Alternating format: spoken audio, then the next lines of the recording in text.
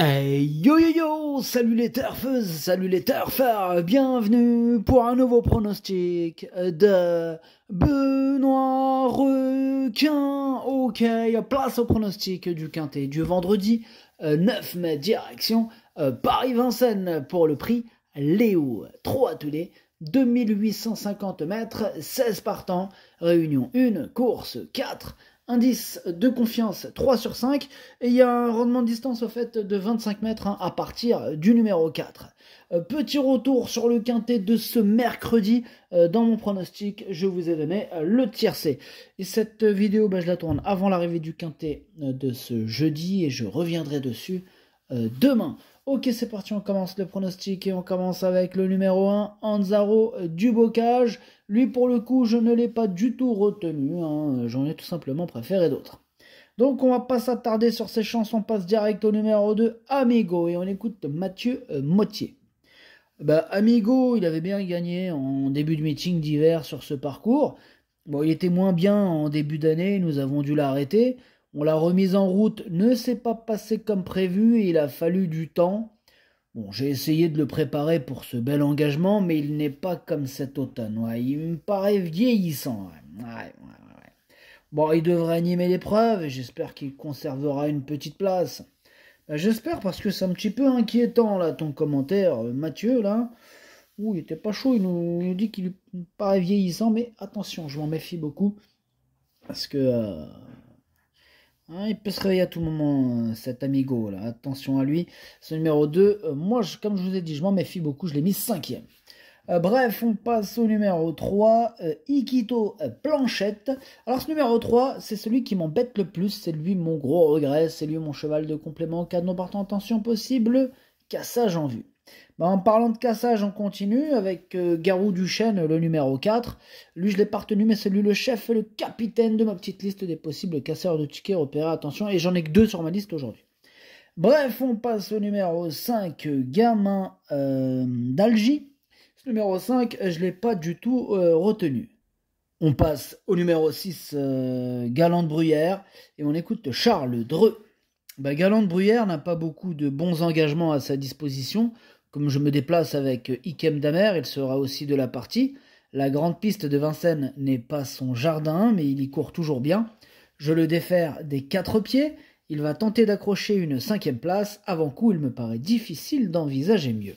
Ok, merci Charles Dreux. En tout cas, ce numéro 6, attention à lui. Moi, je m'en méfie. Je l'ai gardé en bout de combinaison. On passe au numéro 7, Indigo Pierre J. Ce numéro 7, je ne l'ai pas retenu, mais attention, je l'ai parié. C'est un regret. C'est mon 2e cheval de complément en cas de non partant en tension. On passe au numéro 8, Grand Sourire. Alors ce numéro 8, lui non plus, je ne l'ai pas retenu. Voilà, mais je ne l'ai pas rayé, mais il n'est même pas sur une liste. Là, vraiment question de feeling avec Grand Sourire.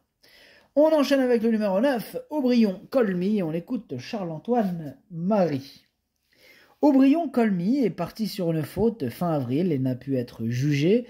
Il a bien travaillé depuis et se présente de façon opérationnelle. Il lui faudra un bon déroulement de course pour pleinement s'exprimer, mais il apparaît compétitif. Il retrouve quasiment les mêmes qu'en dernier lieu. Ok, merci Charles-Antoine. Ce numéro 9, il fait tout simplement partie de mes préférés. Je le vois bien batailler pour les toutes premières places. Je l'ai mis 3e. On passe au numéro 10, Hurricane Carter, et on écoute Cyril Rimbaud. Hurricane Carter a effectué une bonne rentrée dans une course similaire le 25 avril. Cette fois, il aura des concurrents au premier échelon. Ce ne sera pas plus mal. Il devrait y avoir du rythme. Bon, le nôtre est aussi bien, sinon meilleur à venir sur les autres.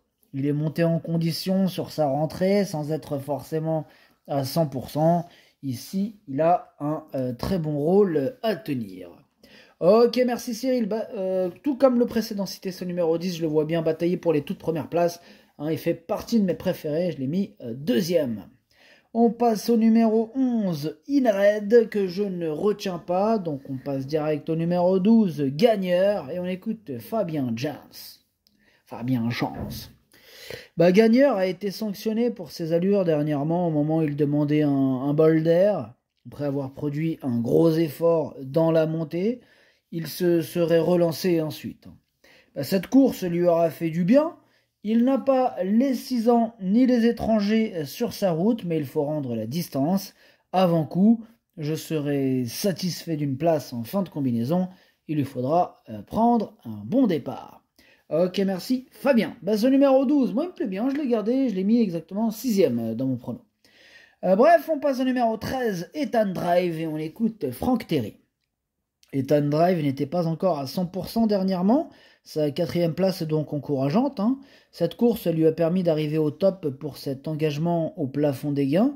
Il affronte des plus jeunes, ce qui complique sa tâche, mais il n'a jamais déçu avec Jean-Michel Bazir lorsque je l'ai présenté pieds nus. Derrière Ikem Damer et Hurricane Carter, les places sont bonnes à prendre.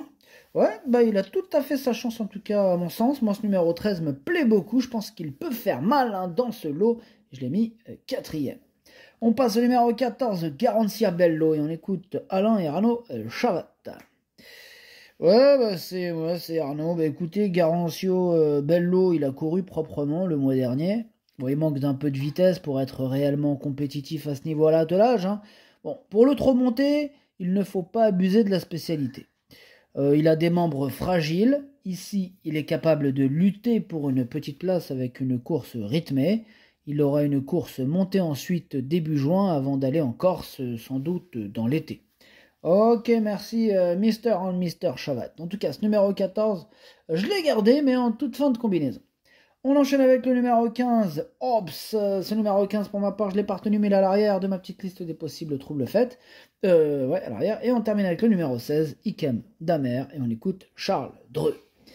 Ikem Damer m'a un peu laissé sur ma faim lors de sa dernière sortie, mais en analysant les partiels, il était difficile de lutter pour la victoire. Le driver Lauréat a très bien joué le coup. Il affiche toujours un bon niveau de forme. L'engagement est idéal au plafond des gains. Il faut rendre la distance et avoir un bon parcours. Si tel est le cas, il va répéter. Il dispose en tout cas d'une première chance, Ikem Damer, dans ce quintet vendredi. Il a les moyens de tous débattre. En tout cas, je le pense, c'est lui mon préféré. Le pronostic, ça donne 16, 10, 9, 13, 2, 12, 6, 14. Merci d'avoir suivi cette vidéo. N'hésitez pas à mettre un pouce bleu si la vidéo vous a plu. Pour accéder à tous mes tickets pour la course du quintet, rendez-vous directement en description de la vidéo. À jouer avec modération. Bonne chance. Chopez-le-moi. Ciao.